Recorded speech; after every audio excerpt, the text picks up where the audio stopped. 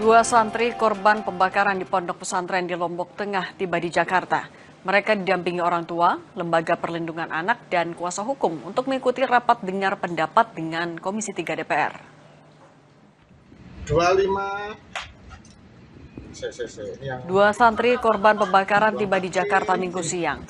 Sebelumnya, keduanya menjalani pemeriksaan kesehatan di RS Bayangkara Polda NTB. Saat tiba di Jakarta, korban juga dijemput Kementerian PPPA dan akan bertemu LPSK untuk memastikan perlindungan mereka.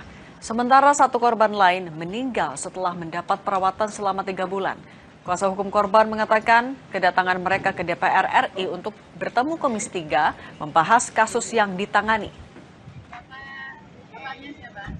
Kami dari LPA Mataram selain memastikan keadilan bagi seluruh korban di kasus ini, tapi juga kami akan memperjuangkan, kami akan menyuarakan agar negara dari pemerintah pusat sampai dengan pemerintah daerah hadir secara untuk seluruh korban kekerasan termasuk kekerasan seksual. Saudara, Komisi 3 DPR RI menggelar rapat dengar pendapat kasus pembakaran 3 orang santri di Lombok Tengah, Nusa Tenggara Barat, saudara. Salah satu dari 3 santri yang menjadi korban meninggal dunia. Rapat dengar pendapat dihadiri pihak keluarga korban, kuasa hukum, Polda NTB, dan Polres Lombok Tengah, serta Lembaga Perlindungan Anak. Rapat dipimpin Ketua Komisi 3 DPR RI Habibur Rahman. Kasus pembakaran santri di pondok pesantren ini dibawa ke Komisi 3 DPR karena penanganannya dianggap lambat dan perbedaan pendapat penyebab terjadinya kasus pembakaran. Memeriksa fakta, informasi, setidaknya dari 2 sumber. Dari ibu ini tadi kan disampaikan, dan dari satu anak lagi bahwa ada pengancaman.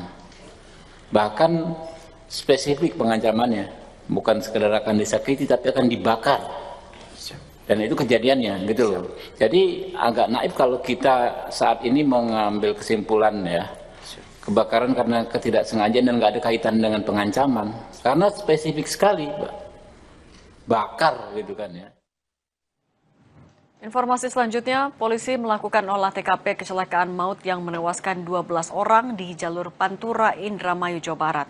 Tim Traffic Accident Analysis atau TAA Polda Jawa Barat dikerahkan untuk mengetahui penyebab kecelakaan. Polisi memastikan ada 3 kendaraan yang terlibat dalam kecelakaan yang menewaskan 12 orang yang merupakan rombongan pengantin di Indramayu.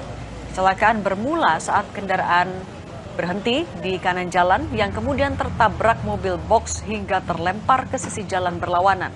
Selain korban tewas, 6 korban luka masih dirawat di rumah sakit.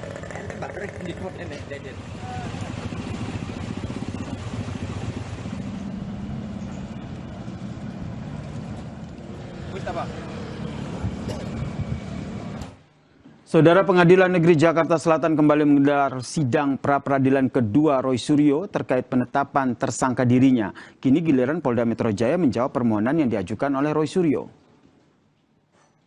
Agenda sidang kali ini adalah mendengarkan jawaban termohon. Dalam hal ini Polda Metro Jaya. Pihak termohon menyatakan menolak seluruh dalil pemohon. Salah satu alasannya adalah penyidik menegaskan telah memiliki 3 alat bukti yang sah dalam menetapkan Roy Suryo sebagai tersangka.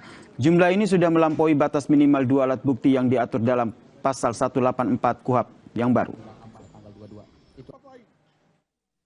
Jawaban termohon bahwa dalil pemohon tersebut adalah salah dan keliru sehingga patut untuk ditolak seluruhnya. Bahwa termohon menolak dengan tegas dalil pemohon yang menyatakan bahwa ketiga pelapor dan atau adanya laporan tersebut tidak memiliki legal standing, keterkaitan atau hubungan hukum apapun. Argumentasi pemohon tersebut didasarkan pada pemahaman yang keliru mengenai sifat hukum pidana dan ketentuan mengenai penyampaian laporan polisi. Kubu Roy Suryo secara terbuka menantang Polda Metro Jaya untuk membuktikan secara kuat keberadaan 2 alat bukti sah yang mendasari penetapan pasal 32 Undang-Undang ITE, saudara. Pasal ini memuat ancaman hukuman berat hingga 8 tahun penjara. Mereka mempertanyakan apakah penetapan pasal tersebut murni didasarkan atas bukti formil yang kuat atau sekedar karena pelaporan.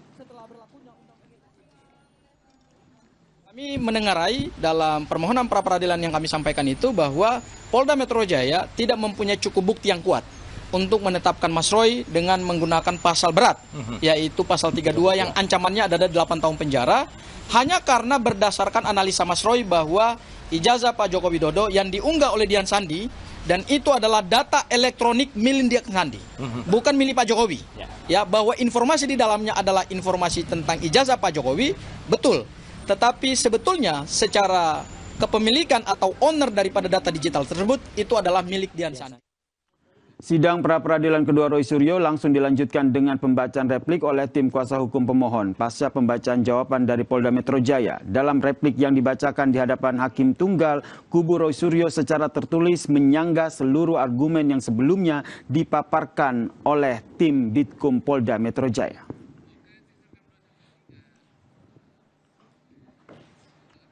Saudara, pemain timnas Prancis tiba di Dallas untuk bersiap menghadapi Spanyol pada laga semifinal yang akan berlangsung pada Rabu 15 Juli pukul 2 waktu Indonesia Barat.